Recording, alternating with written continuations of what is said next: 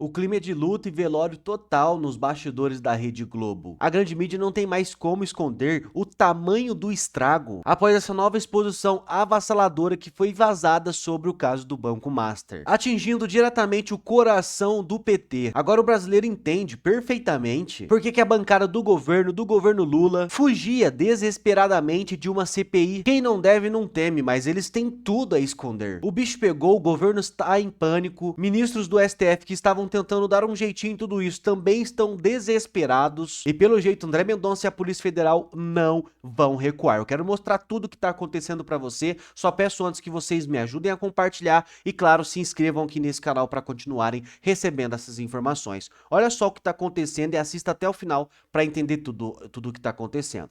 Olha aí. Nada a temer com quem tem algo a esconder. Então, quando aparece caso como esse do Jacques Wagner, nós entendemos por que é que ninguém do PT assina uma CPI do Master, porque meu sonho sempre foi, eu falava, olha, eu quero eles sentados aqui, Augusto Lima, Alvocar, sentados aqui nessa bancada de uma CPI no Congresso Nacional, para que ele responda qual é a relação dele com o Flávio Bolsonaro. Ele vai falar, foi a questão, né, do filme, coisa privada, nada de errado, sem contrapartida, 2024, o governo não era mais Bolsonaro. Ou, e perguntar qual a sua relação com o filho do Lula, qual a sua relação com o Jacques Wagner, qual a sua relação com o Rui Costa, qual a sua relação com o Guido Mantega, qual a sua relação com o Lewandowski. Assim, obviamente que eles têm algo a temer que eu nunca tive. Então, nesse momento, eu acho que o brasileiro começa a separar e fazer distinção sobre quem está certo e quem está... O Megali, o PT está rachado entre os que acham que o líder do governo no Senado, Jacques Wagner, não tem que ser defendido publicamente, tem que deixar a função imediatamente. Esse é um grupo. O segundo grupo é o dos que acham que ele tem que sair da função, mas ser poupado publicamente, elogiado, um grande homem, uma biografia irretocável, pelo histórico dele no partido, ou seja, a gente fala bem de você, mas você sai fora. E entre os que acham que o Lula, de fato, deve aguentar o tranco e mantê-lo no cargo. Do primeiro grupo, Megali, fazem parte parlamentares como, por exemplo, os deputados Rogério Correia, de Minas Gerais, Lindbergh Farias, do Rio de Janeiro. Eu conversei com eles ontem mesmo, né? Além de falar publicamente, eles postaram nas redes opiniões que são parecidas, né? E que se resumem ao seguinte: quem errou tem que pagar, se entrou em algum esquema tem que se explicar, repetindo, inclusive, o que o presidente Lula vinha falando antes de ver um dos seus melhores amigos atingidos, né? O de que a polícia investigado, a quem duela quem duela, como dizia o ex-presidente Fernando Collor, quem cometeu o erro tem que se explicar, mas vamos ver, até agora o Lula está num silêncio ensurdecedor aí, né? Então, eles são do grupo, o Megali, que acha que ou é isso, ou critica o Jacques Wagner e tira o Jacques Wagner, ou o PT perde a ofensiva política, nesse caso do Banco Master. A ofensiva estava tomando muito a dianteira depois que o Flávio Bolsonaro foi apanhado em áudios pedindo dinheiro para o Daniel Vorcaro para fazer um filme sobre o pai dele. Então, quer dizer, o PT, se não toma uma providência um pouco mais forte, ou seja, se o Jacques Wagner, se o governo não toma uma providência um pouco mais forte e direta, perde essa ofensiva. Bom, o segundo grupo, o do elogio público, mas defender a saída dele nos bastidores, talvez seja mais numeroso. Megali, eu falei com muita gente que não quer ter o nome revelado, mas que no anonimato diz isso, né? Que apesar de tudo, apesar de toda a história dele, apesar da figura simpática dele, tudo, as explicações foram insuficientes e o Jacques Wagner precisa sair. Megali, eu não sei o que você acha, você viaja muito, né? Quando as empresas dão dólar para a pessoa viajar, quando vai viajar para o exterior, volta, tem resto de viagem, é um pouco de dólar aqui, um pouco de dólar ali, que se gasta na próxima viagem, né? Então, o Jacques Wagner diz que esses dólares e euros foram dados pelo Senado para viagens que ele fez, mas é muito, né, Megali? Você ir guardando e guardando, justamente no momento em que o dólar estava desvalorizando, os juros explodindo. Qual é a vantagem de você fazer uma poupança em dólar, né, e não gastar nas viagens seguintes? Quer dizer, foram explicações ali que ainda não convenceram muito bem, né? E o terceiro grupo tem tanta amizade por ele que preferiria que o Lula segurasse o tranco, mantivesse o Jacques Wagner na liderança do Senado. Resta a gente saber agora em que grupo está o Lula. Seguramente não é do primeiro grupo, que acha que tem que fazer as críticas públicas e ele sair imediatamente, mas eu não sei se vai aguentar essa pressão e segurar, né, por amizade, depois desse desgaste todo, né, Megali? Agora, não sei você que viaja tanto, se guarda tanto dólar em casa de resto de viagens, Megali. Eu já guardei.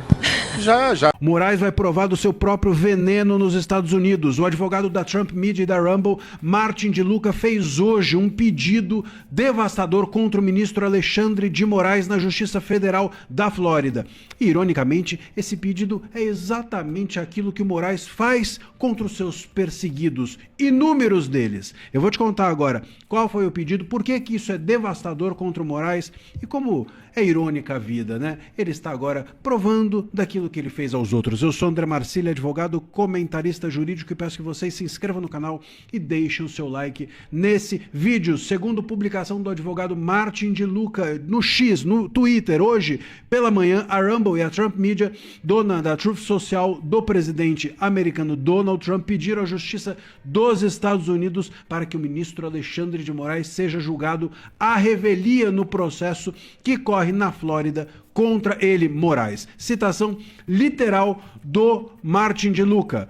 Moraes foi devidamente notificado por um método autorizado por um juiz federal aqui nos Estados Unidos. O prazo de 21 dias para responder acabou, expirou. Ele não compareceu, não respondeu e não pediu mais tempo. Martin de Luca também esclareceu o seguinte: o governo do Brasil tentou intervir na 11ª hora, mas esclareceu que não representa Moraes. Ou seja, olha só, em primeiro lugar, o que é ser julgado à revelia? Ser julgado à revelia significa que ninguém compareceu ao processo, portanto o processo vai ser julgado como se não houvesse defesa. Todas as alegações da acusação são tomadas pelo juiz da causa como verdadeiras. E por que aqui é engraçada essa história? Porque a AGU foi para o processo dizendo que o governo brasileiro é que deveria ser o processado e não o Moraes, mas não disse que estava ali defendendo o Moraes, simplesmente disse que representava o governo brasileiro. Portanto, o Messias, a AGU, deixou o Moraes na mão, deixou o Moraes sozinho. Eles compareceram dizendo: olha, o certo deveria ser outro, mas como vocês estão processando o Moraes, já esclareço, não somos advogados do Moraes. Pô, então, o Messias, isso aí é pior que coisa de inimigo. Se é para comparecer dizendo que não é advogado do Moraes, era melhor não comparecer, porque o processo é contra o Moraes. Se você quisesse defender o Moraes, você deveria entrar no processo dizendo: eu sou advogado do Moraes, mas está errado. O governo brasileiro é que devia ser acionado, não o Moraes, mas eu estou aqui advogando para o Moraes. Não, ele entrou lá dizendo: estou governando, eu estou aqui representando o governo brasileiro e dizendo que o processo devia ser outro. Mas se vocês acharem que é contra o Moraes, não é comigo. Pô, Messias, isso aí é coisa de traíra. Não achei uma boa solução. Me parece que o Messias deu aqui uma boa de um tabefe com luva de pelica na cara do próprio Moraes. E o ponto é o seguinte: nós temos como pano de fundo, né, é bom que se diga, desse processo, até mesmo o fato de que a AGU foi buscar lá fora um escritório para contratar, e a notícia é que tinha pago 3,5 milhões de dólares nesse escritório. E agora o escritório não age, a AGU diz não representar o Moraes e o Moraes ficou na mão. O Martin de Luca ainda complementa a sua postagem dizendo o seguinte: trata-se de saber, esse processo que é acionado o Moraes, trata-se de saber se um juiz estrangeiro pode usar ordens secretas, porque era tudo secreto, para alcançar os Estados Unidos e controlar a liberdade de expressão, dados e plataformas dos americanos por meio de ameaças coercitivas ilícitas. E é exatamente isso que o Moraes é acusado de fazer, né? O que ele realmente fez. Ele tentou entrar e violar a soberania dos Estados Unidos, violando as leis e tentando fazer valer a ordem dele lá fora.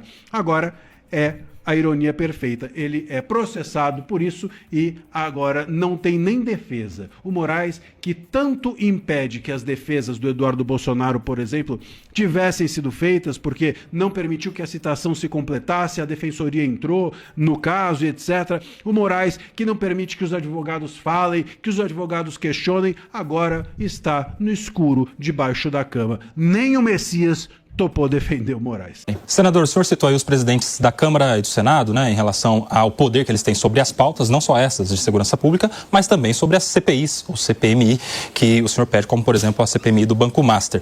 Senador, eu vou na mesma linha.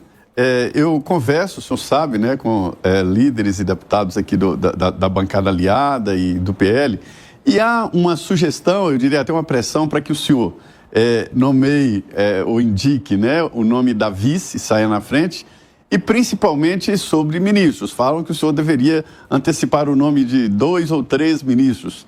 Primeiro, qual é o prazo? Quando o senhor vai decidir o nome do vice? E se o senhor já vai antecipar aí o nome de pelo menos 2 ou 3 ministros do seu provável governo? Zé Maria, o prazo para vice é 25 de julho, que é mais uma vez a data nenhuma. O presidente Lula e o presidente dos Estados Unidos, Donald Trump, se cumprimentaram na noite de ontem durante evento social da cúpula do G7. O cumprimento não incluiu discussões sobre as tarifas comerciais que têm aumentado a tensão entre Brasil e Estados Unidos. Durante a rápida interação, Trump desejou bom trabalho ao presidente brasileiro. Os dois líderes também participaram da foto oficial da cúpula, mas não houve registro de conversas entre eles. Durante a coletiva de imprensa realizada hoje, Donald Trump classificou o Brasil como um país politicamente perigoso. Ainda, Trump confundiu Eduardo com Flávio Bolsonaro ao comentar a decisão do Supremo, que condenou o ex-deputado a 4 anos de reclusão. We did. How was it? I spent a lot of time with him, actually, and it's become a little rough country, right? Politically, it's been a little dangerous politically. You're talking about Brazil, yeah? It's been nasty. I hear they arrested somebody that's running for office today. I found that out after we left. I just said goodbye to him, and I heard that they arrested the Bolsonaro Jr. He was doing well in the polls, and they arrested him because he made a statement in Texas. They arrested him, or they want to arrest him. They have something out for his arrest. Now, they play pretty tough, but nobody plays tougher than the United States. Look, our elections are totally rigged. We have rigged elections. E o presidente Lula comentou a fala do presidente Donald Trump. Eu acho que ele conhece pouco o Brasil. Se ele conhece o Brasil pela relação que ele tem com a família Bolsonaro, ele desconhece o Brasil. O Bolsonaro já está preso. O que nós achamos é que os bolsonaristas que estão nos Estados Unidos, que vai por alguns delegados da Polícia Federal, lá como o Ramage, que vai pelo pessoal Cláudio Magro, sabe, da Refit, onde nós prendemos 250 milhões de litros de gasolina, que eu entreguei para ele a fotografia e o endereço da casa que essas pessoas estão em Miami. Que ele poderia entregar para a gente isso. Quer combater o crime organizado? Entreguem os bandidos brasileiros para a gente poder prender. A Polícia Federal está ávida para ir lá. Até o Hamas já foi preso, mas eles soltaram. Lula também afirmou que Donald Trump pode ter preferência pela família Bolsonaro. Ele tem direito de ter as preferências eleitorais dele, as preferências ideológicas deles. Eu só espero que ele não fira o código de ética entre as nações que querem ser respeitadas na sua soberania. Só espero isso. Para mim, ele pode continuar gostando do Bolsonaro, do pai, do filho, do neto, não tem nenhum problema. É um problema dele. Afinal de contas, gosto não se discute. Agora, não se meta nas eleições do Brasil, porque as eleições do Brasil é um problema do Brasil. Carlo Cauti, muito boa noite, seja bem-vindo. Começamos com você, Carlo Cauti. Primeiramente, essa participação, essa coletiva concedida pelo presidente americano Donald Trump, ele foi perguntado, inclusive por uma jornalista brasileira, como é que foi a interação entre o presidente Lula e Donald Trump, se eles chegaram a conversar sobre tarifas. Também ela perguntou sobre a classificação das organizações criminosas como terroristas, e aí ele trouxe ali, disse que o Brasil está vivendo um momento politicamente conturbado, perigoso politicamente, na verdade foi essa palavra que ele usou, e depois acabou fazendo, dangerous, né, usou essa palavra, né, e também acabou confundindo ali os irmãos, né, Eduardo com Flávio Bolsonaro, mas mostrou que estava antenado, informado sobre o julgamento no Supremo Tribunal Federal, que terminou ali com a condenação de Eduardo Bolsonaro a 4 anos de reclusão. Acabou dizendo que ele foi preso, né, na verdade ele segue nos Estados Unidos, não foi preso, mas houve sim a condenação por parte do Supremo. Cauti. Boa noite Paula, boa noite Mestre Augusto, boa noite Marcília, boa noite ao nosso público. Pois vários pontos. Primeiro, o Lula que se vangloriava de ter uma química com o Trump, de poder resolver tudo conversando com o Trump diretamente, uma linha direta, né? Planalto, Casa Branca, ele foi lá, o Trump ignorou o Lula no primeiro dia, no outro dia trombou na frente, deu um oi e foi embora. Então essa química evaporou como água debaixo do sol. Não existe química nenhuma e o Brasil vai receber um imposto alfandegário americano adicional de 35% 17,5%.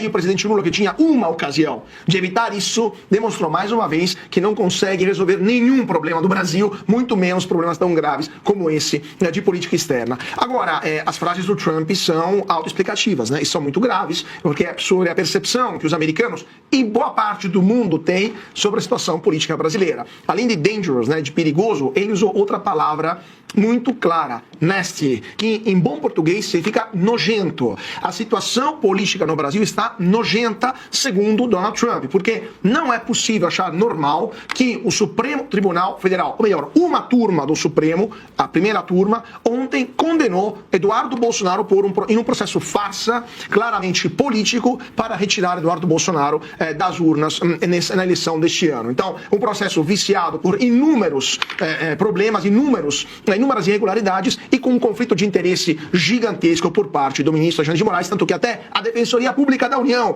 que não é um baluardo bolsonarista, por decência, disse que, no mínimo, Moraes tinha que se declarar impedido. E foi rechaçada, porque Moraes disse que não, quem manda aqui sou eu.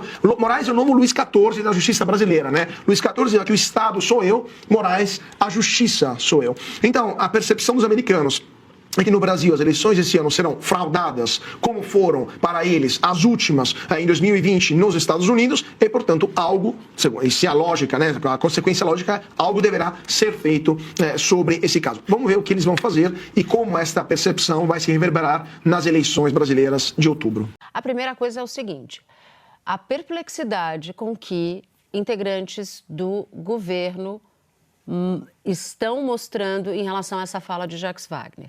Uma dessas pessoas disse assim para mim: Natuza, é o fim da picada o Jacques Wagner fazer um negócio desse. Primeiro, o Lula telefonou para ele no calor da hora. Ele chegou de viagem às 5 horas da manhã, deve ter sabido ali, ainda no período da manhã, final da manhã, do que tinha acontecido, com muito pouca informação, conversou com Jacques Wagner, não autorizou Jacques Wagner em momento nenhum a falar por ele, e nem a dizer, e nem a contar o que o Lula tinha falado na ligação.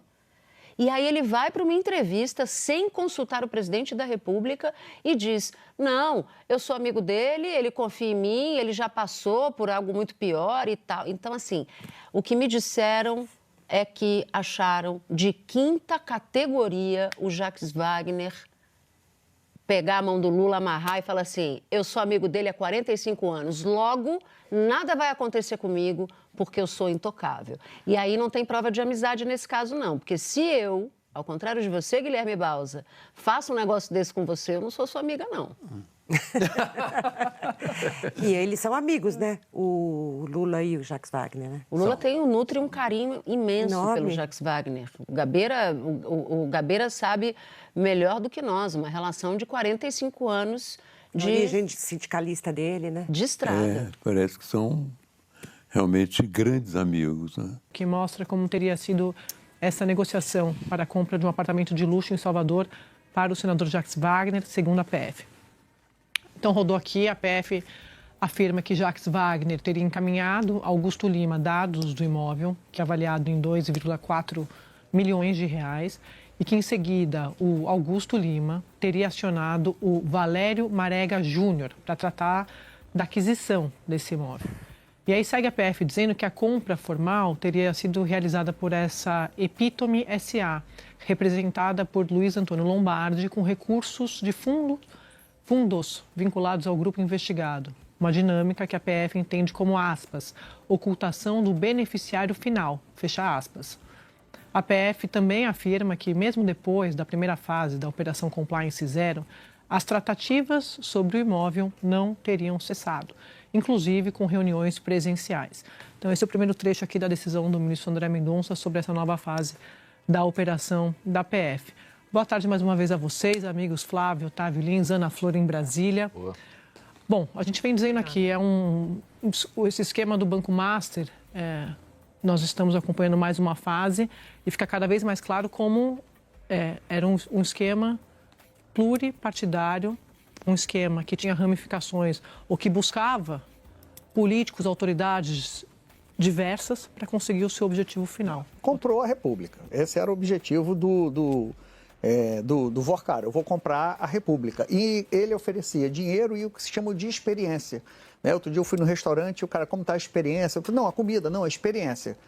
Vai além de uma comida, de um prato de comida, é uma experiência, né? Show! Show, tudo. A moda agora é oferecer experiência. Eu quero comer e me oferece experiência. Mas tudo bem, adorei. Mas então ele também oferecia experiência. Esse é o primeiro ponto. Mais tarde eu quero falar, Ana, para mim está parcialmente esclarecida aquela conversa entre Alcolumbre e Jacques Wagner, quando vai ser anunciado o placar de rejeição do Messias para ministro do STF. Lembrando que o ponto-chave da derrota do Messias foi o forte apoio que ele tinha do André Mendonça, relator do Banco Master. Então, quem tinha o rabo preso com o Banco Master não queria o Messias, por conta de sua ligação com o André Mendonça. E aquele diálogo foi muito estranho. Se os dois estavam conversando, se os dois estavam... O que estava acontecendo ali? Já que o Jacques Wagner, em tese, deveria estar trabalhando a favor do Messias. Isso. Aliás, o Jacques Wagner, quando trabalhou a favor do Messias, fez um almoço na casa do senador, que era o principal adversário do Alcolumbre. E todo mundo estranhou. Pô, mas que estratégia é essa? Então, para mim, está parcialmente sadio, parcialmente esclarecido aquele diálogo entre Alcolumbre, que também vem sofrendo acusações de ter recebido dinheiro do Banco Master, o que ele nega. Mas, se for verdade, tanto do Alcolumbre, tanto do Jacques Wagner, ali foi uma conversa entre a bancada do Vorkaro. Essa decisão do André Mendonça é uma decisão que revela, né, segundo a Polícia Federal, que foi o próprio Jacques Wagner quem encaminhou os dados do apartamento ao Augusto Lima. Quando eu era criança, existia uma propaganda que era papai, não esqueça da minha Calói, que a criança ia botava colocando bilhetinho na casa inteira, o pai, coitado do pai, o pai abria a gaveta, papai, não esqueça da minha Calói. Então é mais ou menos isso que políticos à esquerda, à direita, faziam com o Vorkaro, transformaram ele no sugar daddy da República. É um escândalo do sistema, como eu venho dizendo aqui. Você olha para o judiciário, relação com o Master. Você olha para o Congresso, relação com o Master. Banco Central. Você olha para o Banco Central, os diretores cooptados ali, relação com o Master. E aí, eu estava pensando, enquanto você falava, Otávio, como chegamos até aqui, do ponto de vista da investigação. Então, vamos entrar no personagem Jacques Wagner já, vocês fiquem à vontade para comentar, mas eu queria só reforçar o seguinte. O escândalo do Master veio a público em novembro. Já se sabia, vou tirar aqui, tá, gente, que está fazendo um barulho esquisito, só para eu não me atrapalhar. Veio a público em novembro, já se sabia nos bastidores, mas eram informações desencontrando abafar as investigações. Investigadores e algumas autoridades segurando na unha o andamento dessas investigações. Eu vou começar pela Polícia Federal, porque a gente viu desde o comecinho, esse material todo foi coletado, como a gente sempre diz aqui, a delação ela tem que complementar, porque está bem comprovado que esses celulares, esse material de busca e apreensão de diferentes personagens, eles servem como uma espécie de delação premiada. Já é um caminho de provas para os investigadores. Então, uma PF autônoma blindada, eu sempre vou reforçar isso aqui. Esse é o resultado. Quando você tem interferência num órgão de investigação, já vimos o que pode acontecer. Então, polícia. E no final do ano passado, o relator do caso era o ministro Toffoli. Então, assim, esse material que a gente está vendo, que está sendo desdobrado, havia ali uma conversa de que, olha, vai virar o ano e as coisas vão seguir, tem ano de eleição e tal. Aí o André Mendonça entra. E agora, a gente está nesta semana que vimos, como eu disse aqui, as cartas na mesa de quem é quem no Supremo, também já tínhamos visto na PGR, como eu já acabei de falar na PF, de quem é quem, do que querem as pessoas envolvidas nessa investigação. Ou porque são investigados, ou porque temem as investigações, temem virar alvo, ou porque, de fato, estão trabalhando para ajudar quem está enrolado. Depois de ouvir a Flávia, a Ana e o Lins, eu me lembra de voltar ao assunto de como foi a primeira vez que o Jacques Wagner abordou o tema Master publicamente numa entrevista. Foi aqui no Estúdio I, uma provocação genérica que você fez. Depois eu quero lembrar isso. Ana Flor, boa tarde para você. Boa tarde, Andréia, amigos aí no estúdio, você que está ao vivo com a gente. Um ponto importante dessa operação de hoje é que ela começa a mergulhar em outra fonte de muitos ganhos do Master. Vou falar nisso porque é o consignado. Do ano passado para cá, a gente falou muito do calote em cima do Fundo Garantidor de Créditos, nisso entrava negociações como a emenda Master, a gente falou muito no mergulho nos fundos de previdência Brasil afora, para isso a relação com os políticos era muito importante. E essa conexão Augusto Lima, PT da Bahia, que não é novidade, viu? Mas agora a gente começa a ter provas factíveis, trocas de mensagens. Essa revela como o Master ganhou muito dinheiro com consignado e também com como os políticos ajudavam a ampliar esses ganhos. Porque acho que a Flávia vai falar sobre o início da conexão entre Wagner e o Augusto Lima, mas se a gente olhar para as atuações mais recentes, especialmente nesse Lula 3, o quanto o parlamento brasileiro, o Senado, atuou para não deixar que os juros do consignado caíssem. Eu lembro de muitas discussões na área econômica, lá em 2023, que eram a pedido de Lula, para que os juros fossem reduzidos e o Congresso sempre dizia, não mexam nessa cumbuca, deixa como está. E as mensagens ali mostram muito como Augusto Lima atuava no Congresso. A gente vai ter que ver se o Vorcaro com os seus amigos também. Lembrando que o Augusto Lima, além dessa amizade com Jacques Wagner, tinha ligações com outros parlamentares, inclusive Ciro Nogueira, que foi ministro de Bolsonaro, e, enfim, casado com uma ex-ministra de Bolsonaro. Então, essas conexões estão aí. Mas o consignado, que é um ganho certo para os bancos, não há calote no consignado porque a pessoa recebe em folha.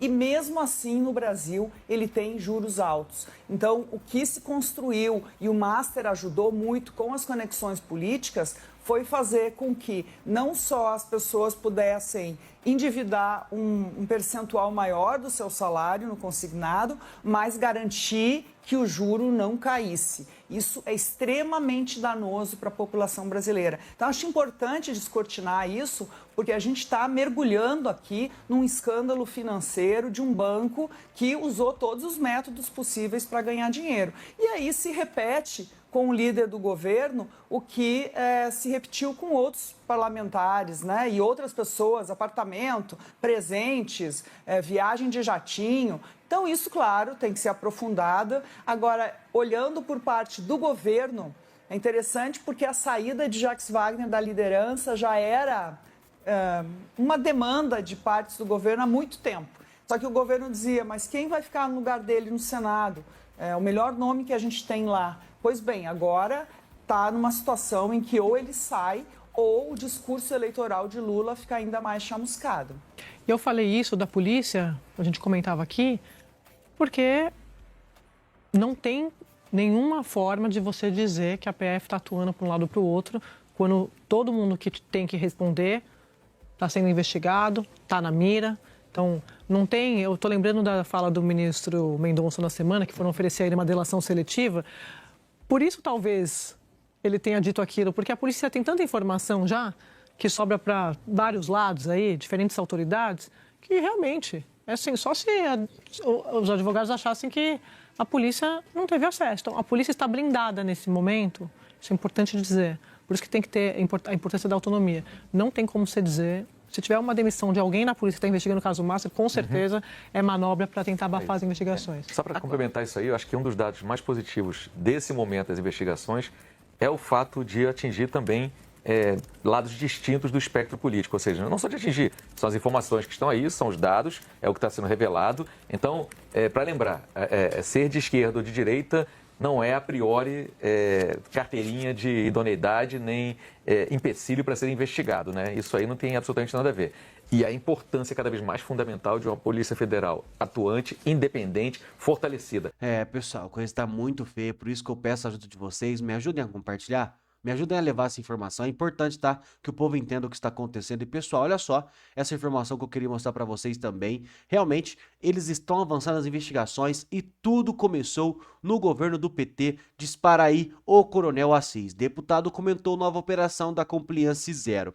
Em entrevista ao programa Pleno Time, o deputado federal Coronel Assis, do PL, avaliou a 9ª fase da Operação Compliance Zero, que teve como um dos alvos o senador Jacques Wagner, que é o líder do PT acontecer, né, lá no Senado. A operação foi realizada na manhã desta quinta. Essa é a primeira fase da operação que mira políticos aliados do Lula. Para o Coronel Assis, o episódio representa um desgaste para o governo Lula. Ele defendeu o aprofundamento das investigações. Segundo o parlamentar, as apurações demonstram que o alcance do caso é maior do que se imaginava inicialmente. Com certeza isso é muito ruim para o governo, mas mostra mais uma vez que aquela pecha que tentaram colocar na direita brasileira, chamando de Bolsomaster, caiu por terra.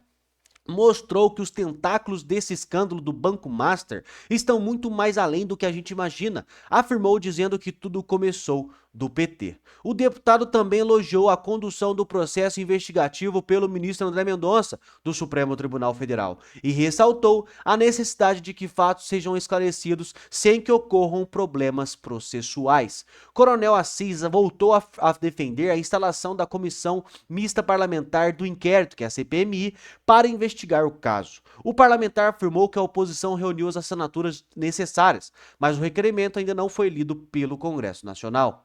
Nós conseguimos as assinaturas, mas até agora ela não foi lida, não foi instalada. Eu acho que o Banco Master tem tudo para ser o nosso Watergate brasileiro. Na verdade, eu acho que é muito pior do que nós estamos imaginando, declarou ele. O deputado ainda argumentou que o tema possui desdobramentos complexos e que parte da população ainda não compreende a dimensão das suspeitas investigadas. Para ele, o caso pode revelar um dos maiores escândalos políticos e financeiros dos últimos anos. Coronel Assis também comentou a posição do presidente da Câmara dos Deputados, Hugo Mota, que já indicou que a tramitação da CPI seguirá os ritos regimentais normais, sem prioridade. O deputado garantiu que a oposição continuará pressionando pela instalação da comissão. Não tenha dúvidas disso. A oposição vai estar o tempo todo batendo, pressionando, falando e buscando que instale essa CPI. Vamos continuar na luta. O Brasil precisa saber da verdade, concluiu aí ele. Realmente, esse escândalo do Banco Master está dando o que falar, e meus amigos, nós não podemos desistir desse caso. É o grande caso, mais um grande caso de corrupção, né, de desvio de dinheiro, de fraude econômica, fraude bancária, e nós precisamos levar os culpados para a cadeia. O povo brasileiro vive isso todos os dias. Explode um escândalo, políticos envolvidos, operação da Polícia Federal, investigação. Aí passa um dia, passa 2, passa 3 dias, passa uma semana, passa um mês e pronto, o povo já esqueceu. A operação já foi enterrada, ninguém foi preso, fugitivos por aí, não dá mais. O povo precisa continuar lutando, pressionando e pedindo que eles sofram as consequências.